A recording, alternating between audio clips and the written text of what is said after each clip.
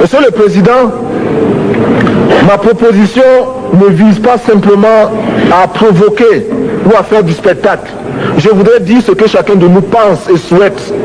Qui ici ne souhaite pas que la dette soit purement et simplement effacée? Celui qui ne le souhaite pas, il peut sortir, prendre son avion et aller tout de suite à la Banque mondiale payer. Tous nous souhaitons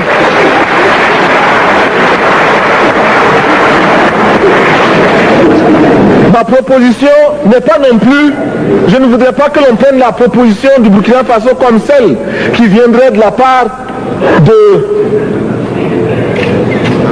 de jeunes sans maturité, sans expérience. Je ne voudrais pas non plus que l'on pense qu'il n'y a que les révolutionnaires à parler de cette façon. Je voudrais que l'on admette que c'est simplement l'objectivité et l'obligation. Et je peux citer dans les exemples de ceux qui ont dit de ne pas payer la dette, des révolutionnaires comme des non-révolutionnaires, des jeunes comme des vieux. Je citerai par exemple, Fidel Castro a déjà dit de ne pas payer. Il n'a pas mon âge, même s'il est révolutionnaire. Mais je pourrais citer également François Mitterrand, qui a dit que les pays africains ne peuvent pas payer, les pays pauvres ne peuvent pas. Je pourrais citer Madame le Premier ministre. Je ne connais pas son âge et je m'en voudrais de le lui demander. Mais c'est un exemple. Je voudrais citer également le président Félix Houphouët-Boigny. Il n'a pas mon âge. Cependant, il a déclaré officiellement, publiquement, qu'au moins pour ce qui concerne son pays, la Côte d'Ivoire ne peut pas payer. Or, la Côte d'Ivoire est classée parmi les pays les plus aisés d'Afrique, au moins d'Afrique francophone. C'est pourquoi d'ailleurs il est normal qu'elle paye plus en contribution ici. Mais, Monsieur le Président, ce n'est donc pas de la provocation. Je voudrais que très sagement, vous nous offriez des solutions.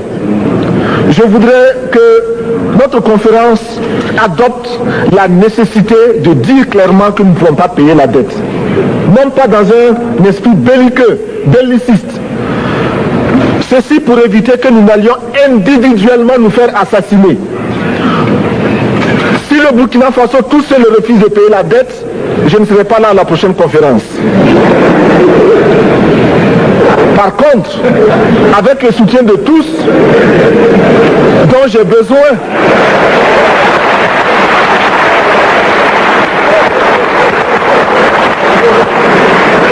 avec le soutien de tous, nous pourrons éviter de payer. Et en évitant de payer, nous pourrons à notre développement. Et je voudrais terminer en disant, chaque fois qu'un pays africain achète une arme, c'est contre un Africain. Ce n'est pas contre un Européen. Ce n'est pas contre un Asiatique. C'est contre un Africain. Par conséquent, nous devons également, dans la lancée de la résolution de la question de la dette, trouver une solution au problème de l'armement. Je suis militaire et je porte une arme. Mais Monsieur le Président, je voudrais que nous nous désarmions. Parce que moi, je porte l'unique arme que je possède et d'autres ont camouflé les armes qu'ils ont.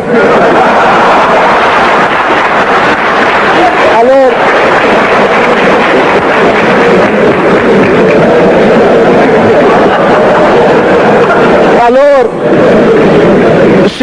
chers frères, avec le soutien de tous, nous pourrons faire la paix chez nous. Nous pourrons également utiliser ces immenses potentialités pour développer l'Afrique, parce que notre sous-sol sont riches. Nous avons suffisamment de bras et nous avons un marché immense, très vaste, du nord au sud, de l'est à l'ouest. Nous avons suffisamment de capacités intellectuelles pour créer, ou tout au moins prendre la technologie et la science partout où nous pourrons les trouver. Monsieur le Président, faisons en sorte que nous mettions au point ce front uni d'Addis Abeba contre la dette. Faisons en sorte que ce soit à partir d'Addis Abeba que nous décidions de limiter la course aux armements entre pays faibles et pauvres. Les gourdins et les coutelas que nous achetons sont inutiles.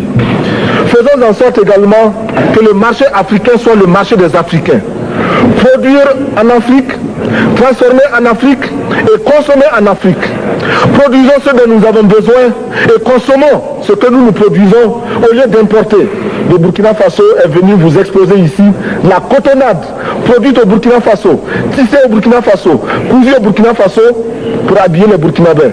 Ma délégation et moi-même, nous sommes habillés par nos tisserands, nos paysans. Il n'y a pas un seul fil qui vienne de l'Europe ou de l'Amérique. Je ne fais pas un défilé de mode, mais je voudrais simplement dire que nous devons accepter de vivre africain. C'est la seule façon de vivre libre et de vivre digne. Je vous remercie, Monsieur le Président. La patrie ou la mort, nous vaincrons.